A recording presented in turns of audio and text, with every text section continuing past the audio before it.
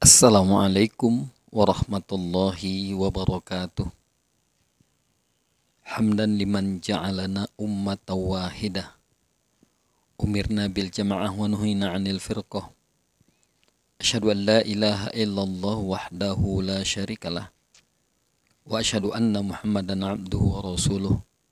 Khataman nabiyyin wa la nabiyya ba'dah. Allahumma fasholli wa sallim wa barik ala Muhammad wa ala alihi wa ashabihi wa man tabi'ahu bi ihsanin ila yaumiddin amma ba'. Sadati wa sayyidatil a'izza wa ikhwanil kiram, bersyukur kehadirat Allah Subhanahu wa taala.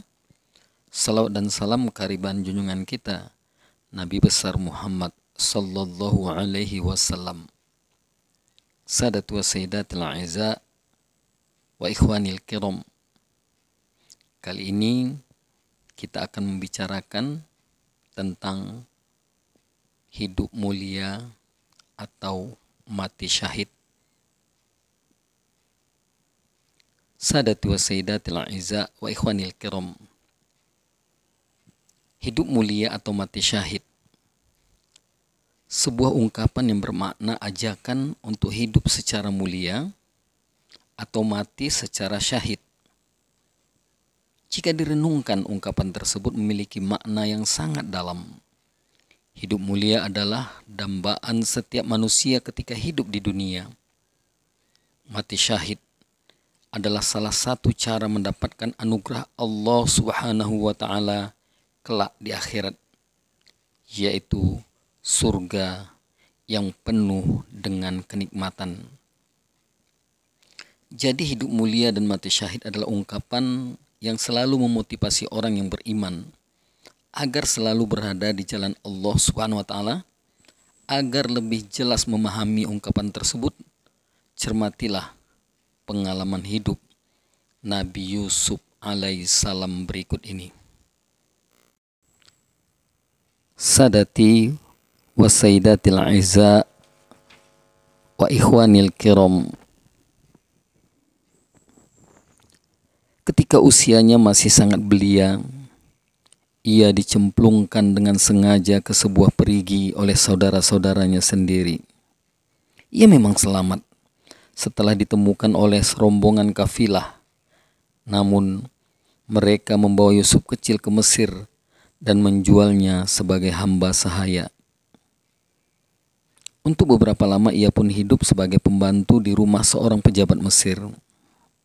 Sadati wa sayyidatil a'izza wa ikhwanil kiram, sejalan dengan usianya yang tumbuh menanjak dewasa, ujian pun mendatanginya.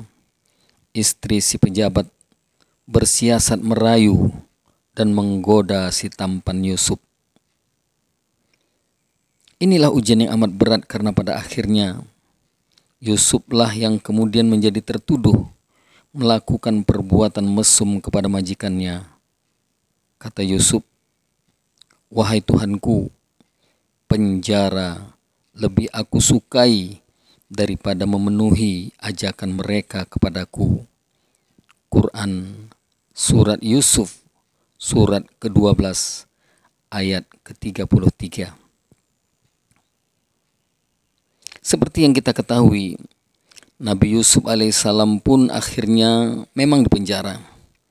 Inilah episode memilukan dari kehidupan manusia.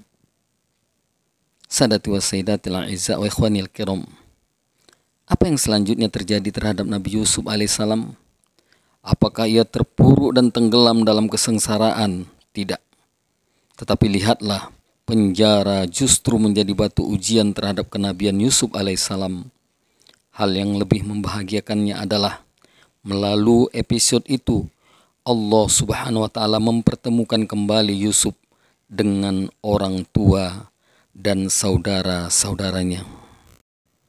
Sadati wa sayyidatil a'izza wa ikhwanil kiram, ada 3 istilah kunci ini, yaitu pengendalian diri, prasangka baik, dan persaudaraan. Nabi Yusuf alaihissalam adalah sosok terpuji karena kemampuannya mengendalikan diri untuk tidak memenuhi nafsu setan dari istri seorang pejabat Mesir. Lagi, ia pun berhasil mengendalikan diri untuk tidak secara semena-mena menuntut balas atas saudara-saudaranya yang telah berbuat keji terhadap dirinya. Padahal, kalau ia mau, sebagai pejabat tinggi, pasti sangat mudah baginya menuntut balas. Di saat-saat ia menanggung cobaan berat dengan dibuang ke perigi, kemudian dilelang sebagai hamba sahaya dan dipenjara karena dituduh memperkosa, tidaklah pernah ia bersangka buruk kepada Allah Subhanahu wa taala atas takdir yang menimpanya. Ia pun tidak menaruh prasangka buruk terhadap saudara-saudaranya yang keji. Bahkan Nabi Yusuf alaihissalam memilih untuk menghimpun mereka dalam keutuhan keluarga yang penuh persaudaraan. Masya Allah. Sadati wa sayyidatil a'izza wa ikhwanil kiram. Mari kita perhatikan berbagai gejala yang terjadi di masyarakat kita. Keserakahan manusia dalam berbagai usaha eksploitasi alam telah menimbulkan bencana yang mengerikan dan telah membunuh ribuan manusia. Tidak hanya oleh bencana alam, kematian banyak manusia secara sia-sia juga disebabkan oleh penggunaan jalan raya dengan semena-mena, konsumsi minuman dan obat-obatan terlarang, kekerasan dan bentrokan antar keyakinan, antar desa, bahkan antar saudara sekalipun. Sadati wa sayyidatil a'izza wa ikhwanil kiram. Angka kriminalitas pun makin menanjak tinggi, berjalan secara paralel dengan perilaku korupsi yang mungkin lebih tinggi. Pada sisi lain, sebagian masyarakat hidup dengan perasaan sensitif, saling curiga, beringas, egois, dan individualistis. Semua hal tersebut di atas telah menimbulkan kerugian yang sangat luar biasa. Kerugian tersebut tidak saja bersifat materi, tetapi juga non-materi. Kerugian berupa tingginya biaya hidup, biaya untuk berobat, kehilangan sumber penghasilan, dan lain sebagainya, mungkin dapat diatasi dengan berbagai bantuan dari pihak lain. Akan tetapi, kerugian non-materi seperti hilangnya rasa aman dan nyaman, hidup dalam ketakutan, hingga hilangnya nyawa dengan sia-sia, tentu tidak dapat diganti atau dibayar dengan benda yang sangat mahal sekalipun. Sadati wa sayyidatil a'izza wa ikhwanil kiram. Oleh karena itu, untuk menjaga hal tersebut, tidak ada jalan lain ataupun cara lain yang harus ditempuh, kecuali selalu menjalankan perintah agama serta aturan-aturan yang berlaku di masyarakat. Sadati wa sayyidatil a'izza wa ikhwanil kiram. Semoga bermanfaat. Lebih dan kurang saya mohon maaf. Kepada Allah saya mohon ampun. Wabillahi taufiq wal hidayah. Assalamualaikum warahmatullahi wabarakatuh.